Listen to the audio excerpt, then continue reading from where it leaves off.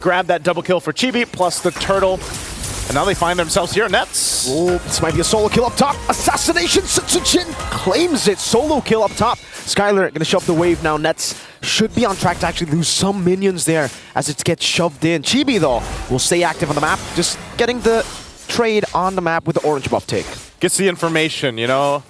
Opposing jungler there on the top side. Might as well go ahead and capitalize from it, but that's a lot of extra gold, too. You know, going to the hands here towards RQ Hoshi.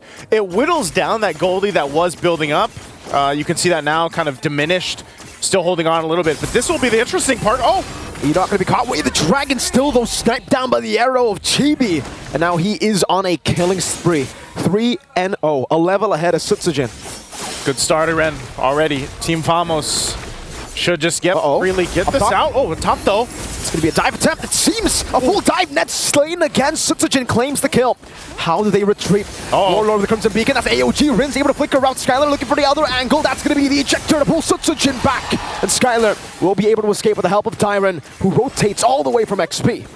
So it looks like RQ Hoshi wanted to go ahead and take a page out of Team Vamos' book and, you know, trade things out. Oh, here's a kick though. There you go. All the weakness points already used up as well. Skylar should be able to go and fly. That's the Inspire. Zorn taken down. Diamond walking up. Chibi going to be stunned down as well as Warlord goes in for the Terrify. Only connecting another one as the taunt will connect to Rinse. Now put the flancher for Chibi. Gets the 4th kill in the game. And now it's Diamond with a vengeance. Still, it'll be the Shred coming down. Form 4 members and Nets will claim that kill. That's the Shred that we were talking about. Feels a while ago, but we were talking about this carry and how this will work in the lineup for Team Vamos. And even then, again, Edok gonna wait patiently. Skylar just around the corner.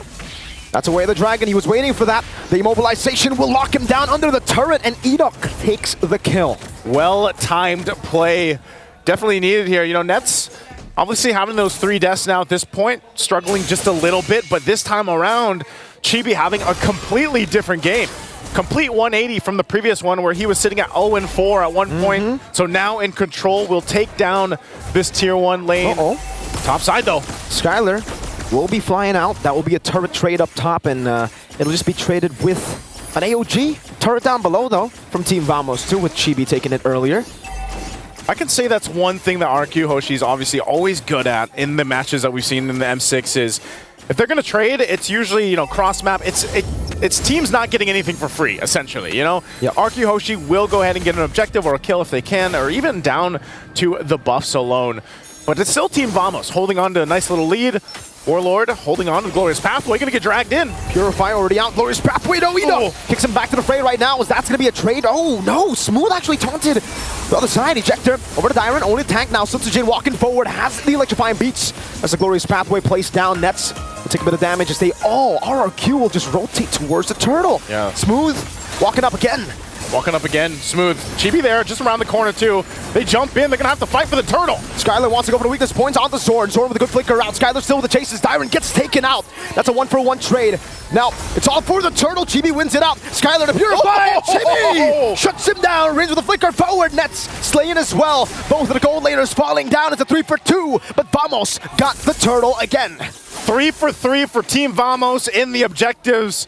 And again, Chibi nearly just unkillable, it seems at this point. Look at the damage alone with the Soul Sever. He'll go ahead and now take the purple buff. They get the tier 1 in the mid lane. Right now, Team Vamos pulling further ahead. Just with some of these team fights that are going in their favor, this is what they wanted the previous game. They couldn't get it because of how bad the early game was for them in game 1. Well, it seems like they've made the adjustments. Now at this point, they put some more pressure around the map. And it's RQ Hoshi trying to catch their best, trying to catch up at this point. Edok will get spotted out. Smooth keeps him at bay. So now the question is, where does RQ Hoshi go from here? I think where they go from here is they just play it slow again, right? I mean, in the mid-game, it'll still be very reliant on Skylar, RQ Hoshi. But the thing is, Vamos actually have many ways to deal with the 1-1. We saw earlier a great usage of the Purify from Nets to bait out Skylar into a bad spot and then to reset the weakness points. That's what you get with the Purify. So a lot of times we will see that. A lot of times, the other times we will see Smooth just use the AOG to revitalize to soak in as much damage from the crossbow Tang as well. And then later on, there will be Winter Crowns and Wind of Natures. Yeah, that's going to be a play on part. Chibi already with a massive lead in kills and everything else. Look at that. So Soul Sever alone, he did get BOD, but now he has to deal with this. Oh man, 3 members up top. Chibi with the juke. And that's going to be a taunt. Chibi still looking for the damage. Lantern Flare on him. Does he get away? Sutsujin! Oh! Will be slain! Chibi gets the godlike. Down with a vengeance. This is a failed attempt of a team fight so far. Chibi still alive, shooting the arrow down. The OG will come down, and it will just be another member falling from the Kings of Kings. RQ Hoshi have gambled into a bigger deficit. This looks like a different Team Vamos than what we saw in Game 1. I mean, talk about just synergy and being able to rely on each other. Chibi was in a bad position, really low, and then able to go ahead and wait on the team and then even get a shot off to help capitalize on a kill. And all that leads into another objective secured. Lord now taken by Team Vamos. They want more. They do, and Chibi just comes in, retrieves the purple buff, takes it away, now with a 3-level lead. And he is just a camp away from level 15. Again, this point, RQ Hoshi finds themselves with their backs against the wall, against their walls of their own base, especially with this push in. This is just a massive lead right now in terms of even the scalability for Team Vamos. Nets already shredding through that front line, just like we saw earlier. So now the focus here. The shields are going to go down here in the mid lane. A couple shots here from a distance. Glorious Pathway going to be set down just to help clear out the Lord a little bit more.